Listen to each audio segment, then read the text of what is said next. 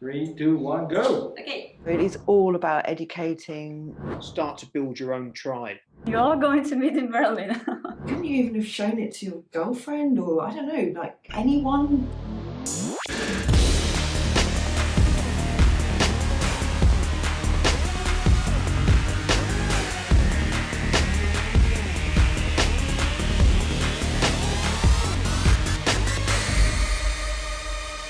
Now, when people hear the term SexTech, their minds often jumps to AR, VR, or robots. However, this industry encompasses much more, and the technology that involved in this industry can offer also much more for human sexuality. However, unfortunately, this tech sector is still swept under the rug. But the first question is, why did we decide to talk about it today? Well, actually in our company, CXDojo, we developing some dating platform for one of our clients. And even though it's technically very complex system, it's not the technical problems team will remember struggling with. So, out of the natural curiosity, we decided to dig deeper and understand why on earth in 2021 we are still having this topic stigmatized, and how we can help people who want to do their sex tech startup to proceed. For this reason, we have invited experts in this industry to talk about some obstacles and opportunities for startups who have already launched their product in this industry or considering it. I'm very honored to introduce you to our guest today. So our first guest is Calandra. Calandra is entrepreneur, business mentor, author, and member of Women of SexTech. She's also founder of Love Giver, Risk to Live and Lust. Hi Calandra, and welcome to our today's panel discussion. Hello there, thank you for such a wonderful introduction. Great to be here. Our next guest is Jason Maskell. Jason is an entrepreneur and startups inspirer. He also a founder of Life Force Hub and Crowd Capital Limited. Hi there. Thanks for inviting me in. And last but not least, I'm very glad to introduce you to Ola Miedzyńska. Ola is CEO and co-founder of SexTech, and she's also researching in multiple technology trends. Hi, Ola. Hi guys, thank you so much for having me here. Looking forward to a talk. Thank you all for joining us today. I think that today's discussion is going to be awesome and hot. And the first question I'd like to address to all of you. So as far as I know, SexTech is an industry predicted to be worth more than 1 billion like in 2024. However, the industry is still shrouded in taboo and stigma. Do you think that this situation will change somehow in the nearest future? And if yes, what will have the biggest impact on it? It is a very good question, and it often comes during the talks around the sex and wellness and health industry. And in my opinion on that would come maybe first from touching the sector, a massive sector of our industry, which is a sex toy, which currently shifting towards the navigation of self-care and wellness, and that is a new thing.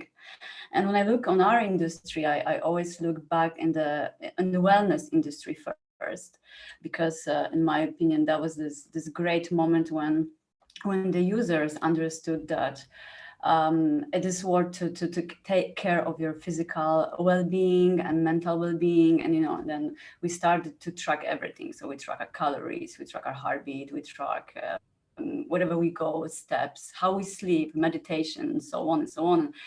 And from that moment, we started to acknowledge that digitalization of wellness, it's our everyday life, because that's what we do.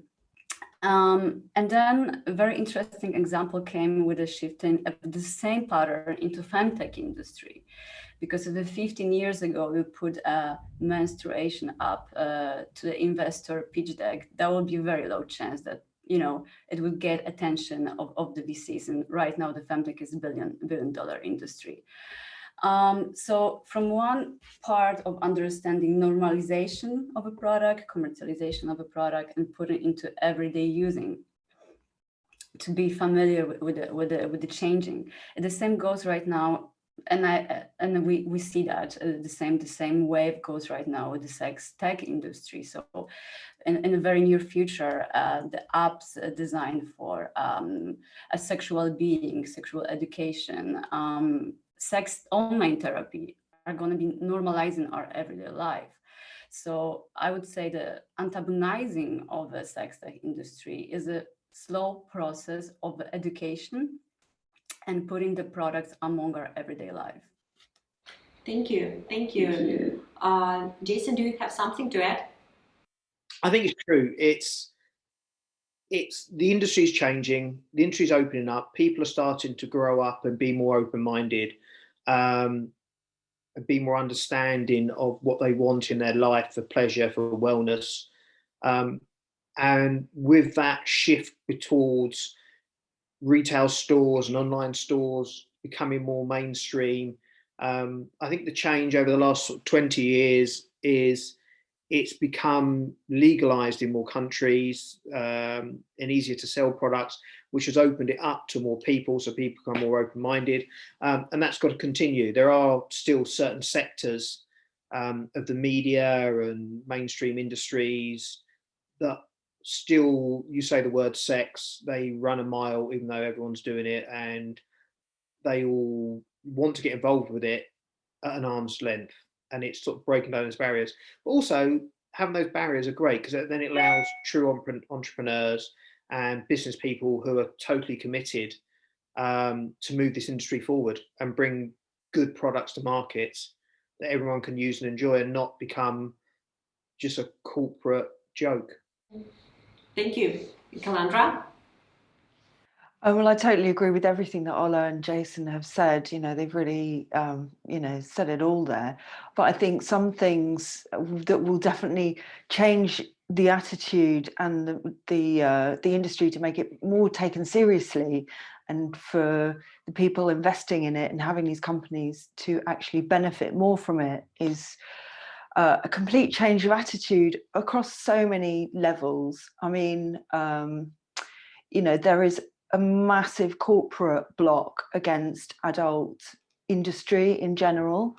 And I think this is probably the biggest hurdle that companies face when they go into the sex tech industry trying to launch a company.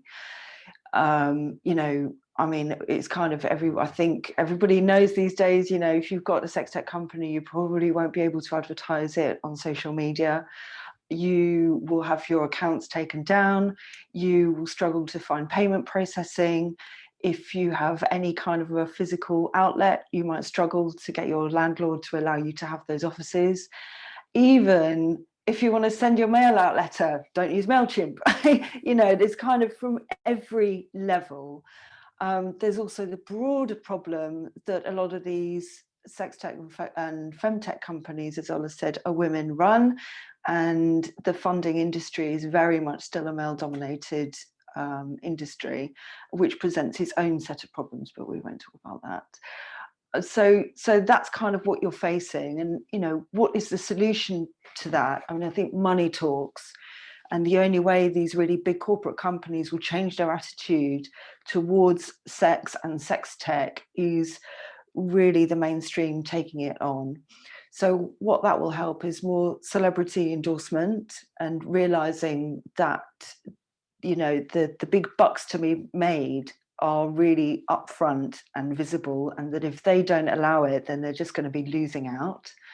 There have been some really great campaigns by celebrities at the moment, which have really made a big difference. Over lockdown, there have been so many podcasts about people, what sex toys they're using, what tech they're using. And I mean, even 2 or 3 years ago, that's something that, you really wouldn't see. So it's really making a really big difference in this industry. I mean, what would also help is having some really big businesses supporting it. So, for example, there's been some really amazing brands recently just putting so much money behind this industry and their products that it's making everyone else kind of stand up and take notice of what's going on. So that makes it taken more seriously. Okay, thank you. You started to mention some very obstacles and barriers for these startups, but maybe you can name a few brands that managed to overcome it and achieve a real success, and just share some of the names and how did they manage to do it. Yeah, absolutely. So the one that springs to mind is Satisfyer, which is a sex toy company. And I know that Ola is very familiar with them. They've sponsored her events. And so this is a huge company, which, I mean, their budget is amazing. And I mean, well, yeah, their budget is amazing and they're spending a lot of money on their marketing, which means that people are really starting to take notice of them. You know, predominantly in the past, we're talking about small companies with a smaller budget, which cannot take massive billboards out. They can't take full page adverts out in all of the main magazines, but they can. So Satisfyer is definitely one of them. Another one is a Welltech company, which has the Womanizer brand. So that one, I mean, you know, if you talk about a celebrity endorsed sex toy, Lily Allen and Womanizer is definitely the partnership of the moment. Lily Allen is a female singer from the UK, but definitely global appeal. And she has collaborated with Womanizer and come out with this sex toy. And I think it has really broken into a new market, or new markets rather, and really put it on the map. And I think there's definitely going to be a shift after that. So there's a couple that spring to mind, but there are lots of others like Delario and Dame Products as well. So Dame Products is a female-owned sex tech company that produce sex toys. And they have really approached their marketing in a different way. So as Ola was talking about the well-being aspect and femtech with menstruation products, really helping to lift the sex tech market in general, Dame Products have recently launched a reusable tampon applicator, which means that they can advertise this product on Facebook and Instagram. So this for them is their gateway to the rest of their products. So it's still a sex toy company using this certain aspect to get more traction. And obviously they're reaching their target audience. You know, they make sex toys for women, they're selling a menstruation product. It's perfect. So yeah, so there are some of the ones which really spring to mind at the moment. Very inspiring. Thank you. And since we all started talking about startups, and I've got a question for Jason. So launching a product may be different. The thing that we face that not every payment provider is willing to work with the startup in sex tech industry, and which makes it actually different to launch your product because you cannot monetize your thing. So, do you have any tips how one can successfully commercialize the idea of the sex tech product? Yeah, I mean, that's one of the hard things for many products, and those new ones, and also some of the most established as well, is the financial constraints around them and what they have, as sort of been covered before. Also, companies in this area are having bank accounts shut down for them. They find it hard to get bank accounts if you tell your bank manager what you really do. So that's something I'm working on, and I'll look to talk a bit more about that and give some people some good news about what's happening there. But I think for new businesses, it can be so hard in raising the money they need to launch, and so they have to be creative on what they're doing and how they do it. There's a sort of a few ways out there. There's a few crowdfunding platforms that will take sex tech products. Not all of them, but again, they normally hide them away. You have to do a lot of the marketing yourself. They won't help push it so much.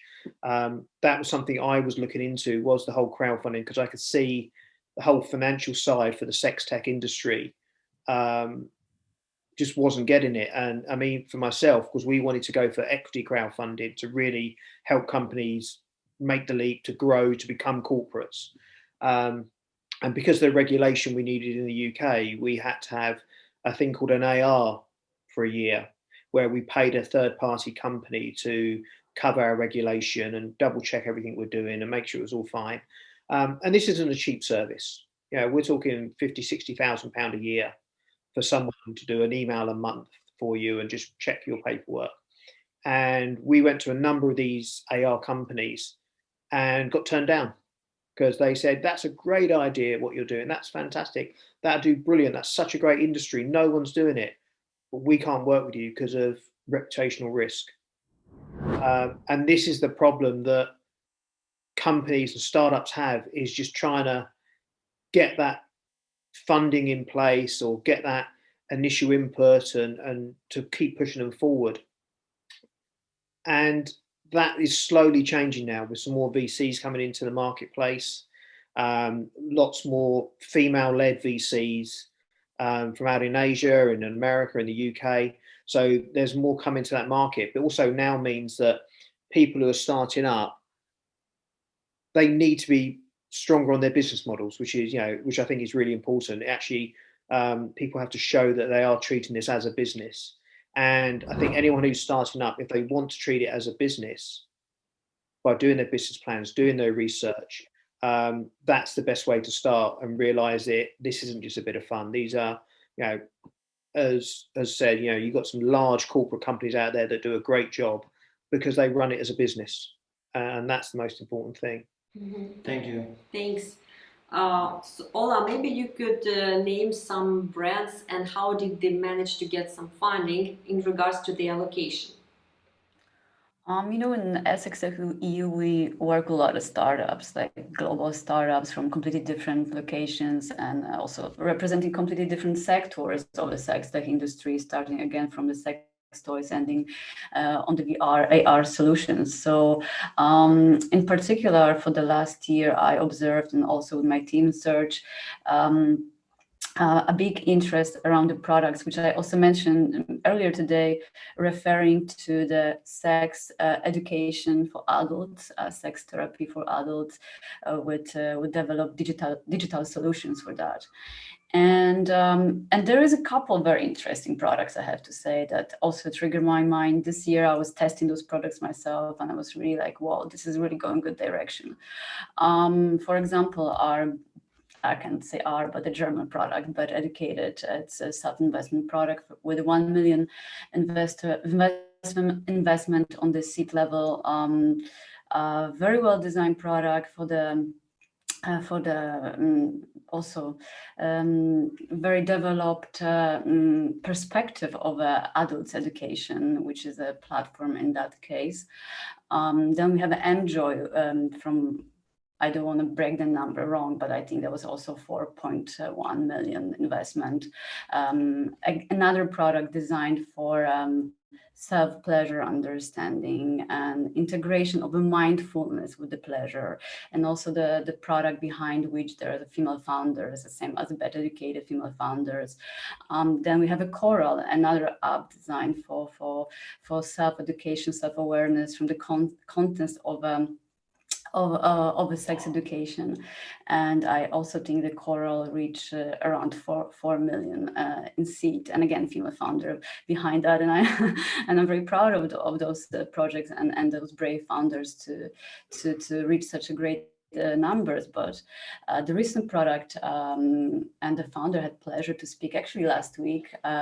It's Mojo. I hope I pronounced this startup correctly, and it's also a quite big investment, 5 million, and in seed. A London-based startup with a very fast growth, and the product is a design for erectile dysfunctions, and it's also a platform with features as a one-to-one therapy session, on meditation session, and a goal sessions in your exercise daily practice. So those products are at this moment, from at least my side, are very interesting, and as you can see, they also in the seed level getting not super small numbers. So that's really something that I see as a future.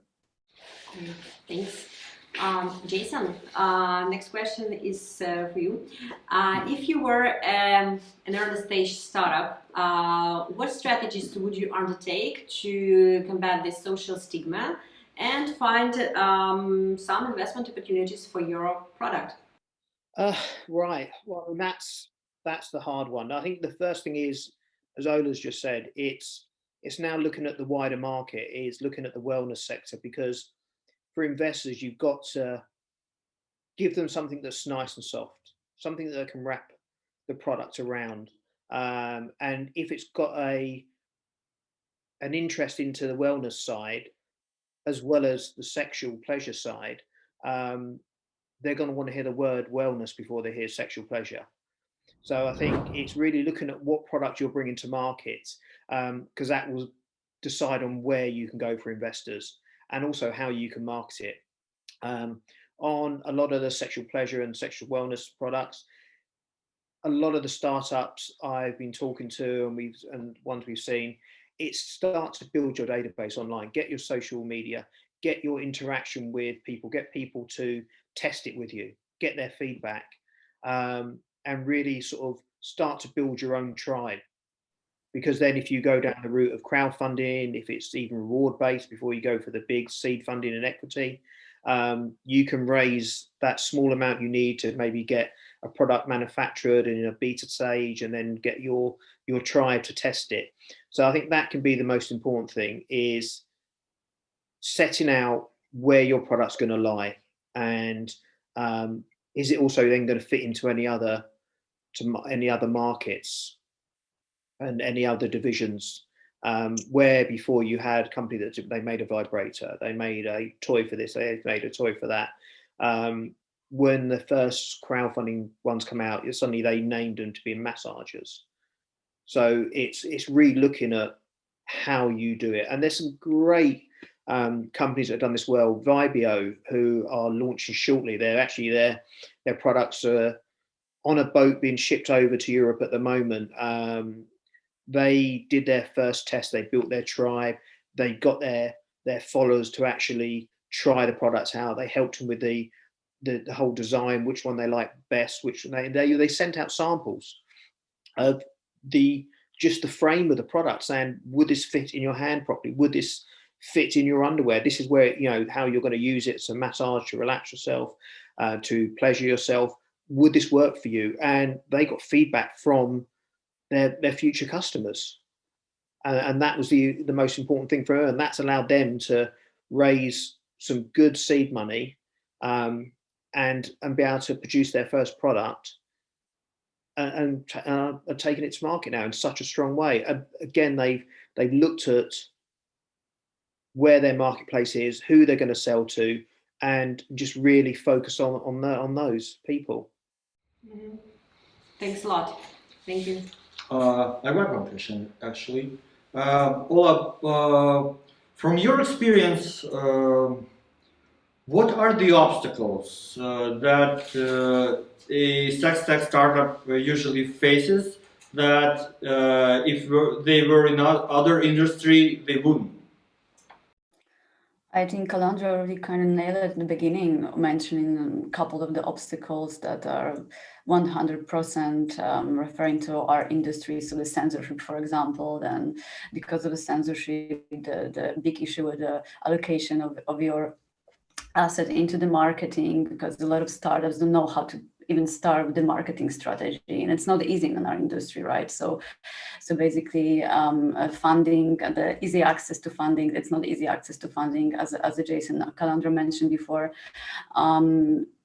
There's plenty of the obstacles that are waiting for the newcomers in our industry. So the bank support and the legal side of the structure of your business in many countries will be a problem at the beginning.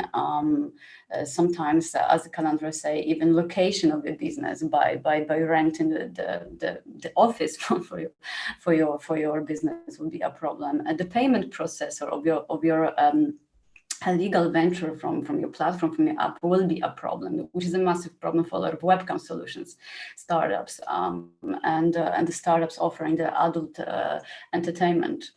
I would also add on the top of this this big mountain of issues and obstacle, one that in particular I've observed among my SexTech community, which is also the HR process issues, because to recruit a valuable content creator or a valuable and experienced salesperson in our industry is not also going to be the easy job to do. There's plenty of amazing specialists, but a lot of specialists, because of the connection in the right way towards our industry, would not likely be attached by their name to your project. That might be an issue. It might be an issue that they wouldn't like to share and be mentioned on LinkedIn. That, you know, you are also limited by what crew, what team you're going to hire and how you're going to find them. So my advice in that case is to really be open for the remote solution and think global and think multi-market channel way to not being stuck in your own backyard, whether it's Berlin, it's London, and it's New York, and you can't find the right team on your side. So my advice would be definitely think global and hire international professionals all over the world, because it's really important, super important to have the people who are also having the experience of working in SexTech or adult industry in the end of the day. Thank you. Thanks.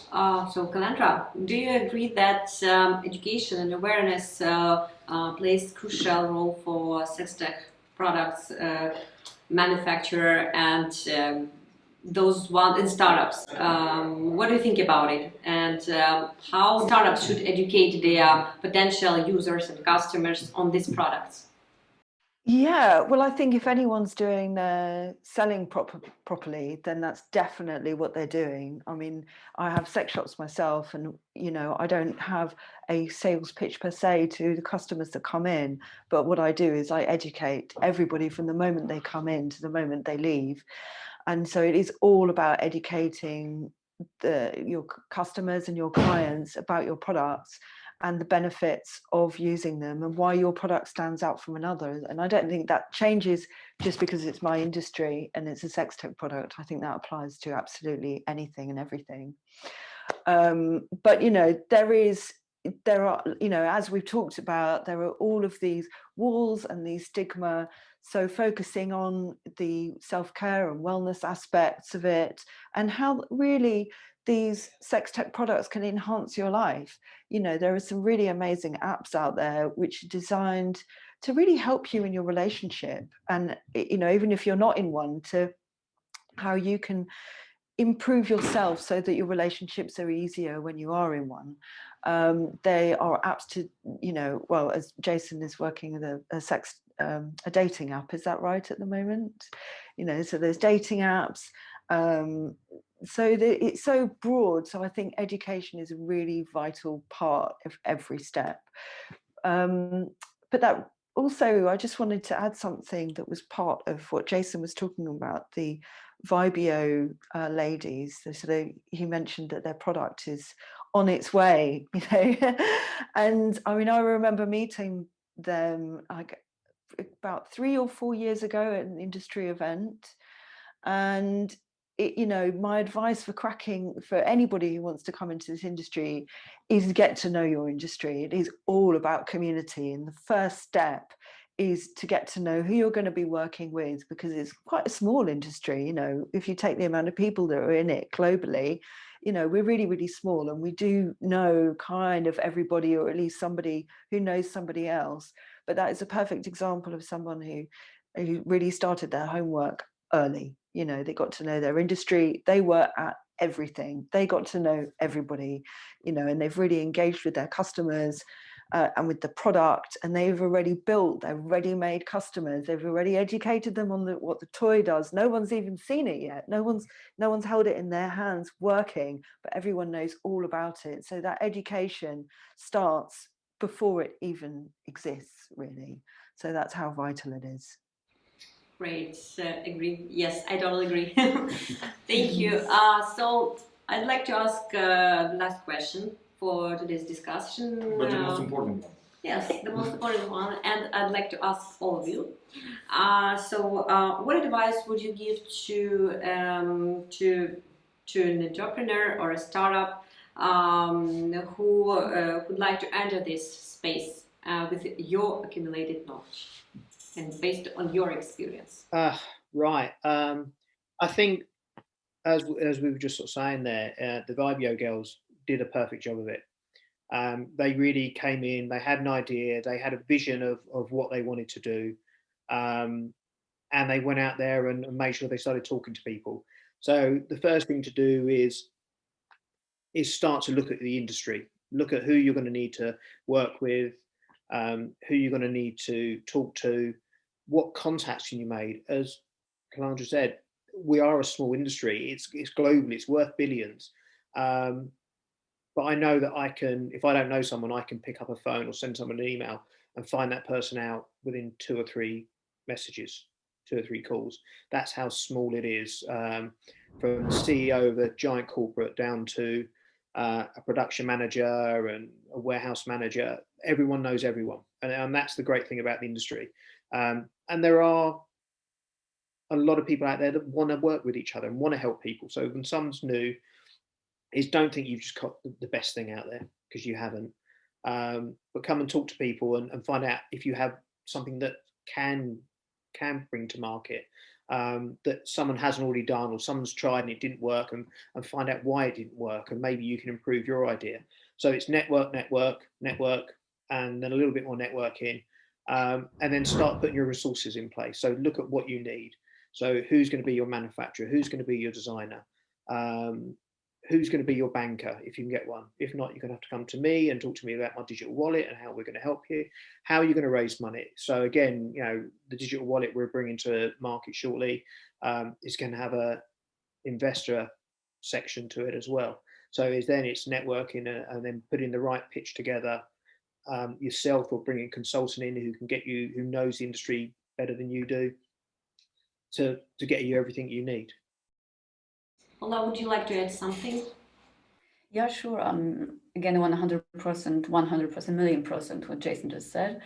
And I just like to add on the top of that community around the brand. That's the goal. Around every time you pitch your product at every level of your pitch deck to the community, and look for the connection. And I would also advise everyone, if possible, to find yourself your guide person, or 2 or 3. Like I started with 3 people from the industry advising me, not in a professional level, understanding about advice, but as a network colleagues, as a strong network that was open my doors to another doors, and leading me through one idea towards another. And I would suggest to absolutely not be afraid to pitch a product that you do not have right now in your hands.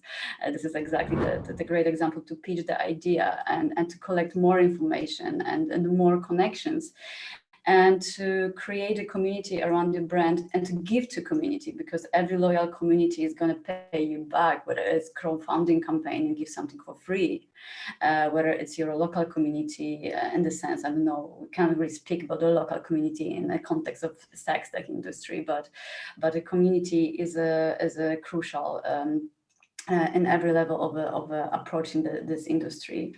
And I would also just mention to keep your niche. If your product goes to a niche, address your niche, speak the language of equality, speak the language of a non-gender barrier, like be gender friendly, and remember about it, because that's the base also of our industry. Sexuality discriminates no one, and I do believe that's also important to remember that. And hit your niche, but in the same time, think multi-market channel, like the multi-market, the global scale of the product from the very early beginning might help. Thanks a lot. Calandra, what are your thoughts? Don't do it!